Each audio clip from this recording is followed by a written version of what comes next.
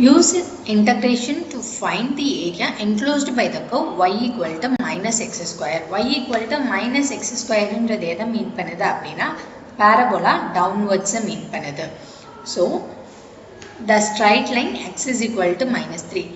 To find the area enclosed by the curve y equal to minus x square and the straight line x is equal to minus 3. X equal to minus 3 என்றது இங்க வருமா x is equal to minus 3 and x is equal to 2 here. X is equal to 2 and y is equal to 0. Obviously it is a straight line. அதாவது x axis y is equal to 0.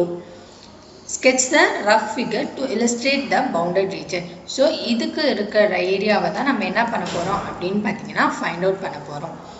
So obviously formula என்ன area is equal to the region எதுல இருந்து எது வர minus 3 ல இருந்து 2 வர இருக்க area. So minus 3 to 2 y dx. y ஓட வேல்யூ எனக்கு என்ன தெரியும் minus x square. ஏரியான்றது நெகட்டிவ்ல வரக்கூடாதுன்றதுக்காக நான் மாடுலஸ் போட்டுக்கிறேன். So minus x square into dx. Module minus x square integrate பண்ணோம்னா minus x cube divided by 3 minus 3 to 2 which is equal to upper limit minus lower limit substitute பண்ணோம்னா minus cube divided by 3 minus of minus என்றது plus ஆயிருமா அப்ப 3 cube divided by 3 module which is equal to